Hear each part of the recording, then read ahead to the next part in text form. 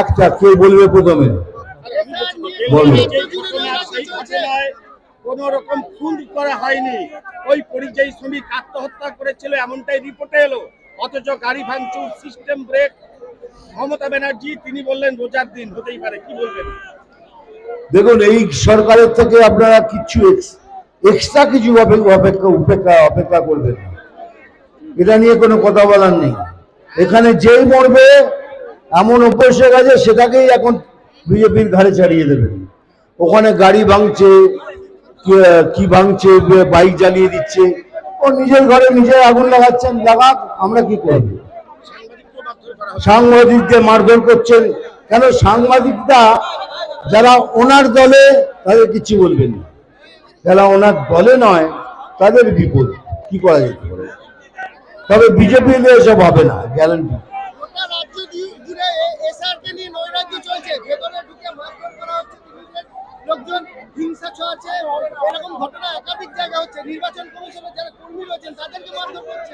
দেখুন, এটা টোটালি নির্বাচন কমিশনের ব্যাপার।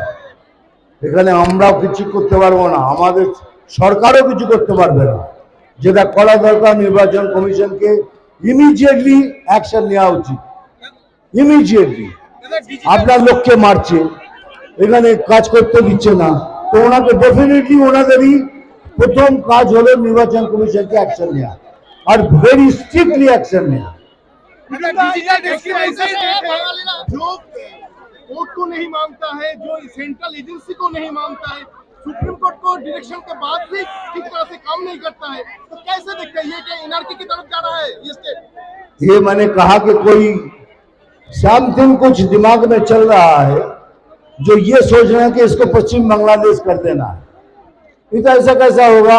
अब इसी देश में रहते सुप्रीम कोर्ट के ऑर्डर को नहीं मानेंगे, हाई कोर्ट के ऑर्डर को नहीं मानेंगे, कुछ चक्कर चल रहा है।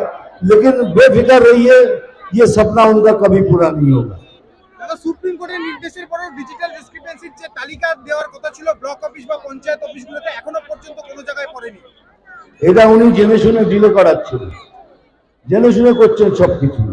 উনি চান যে যেভাবেই একটা অশান্তি তৈরি হোক পশ্চিম বাংলায়, এটা রাইটস হয়ে যাক, তাহলে উনার খেলা হয়ে যাবে। কিন্তু আমরা হতে দেবো না, আমরা রাইটস করবো না, রাইটস হতেও দেবো না। দেখা যাক সংবিধান অনুযায়ী কতটুকু এগোই আমরা।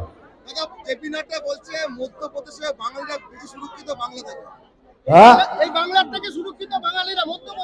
সব জায়গায় বাঙালিরা সুরক্ষিত, শুধু মধ্যপ্রদেশে কেন, বোম্বেতে নেই, দিল্লিতে নেই, সব জায়গায় বাঙালিরা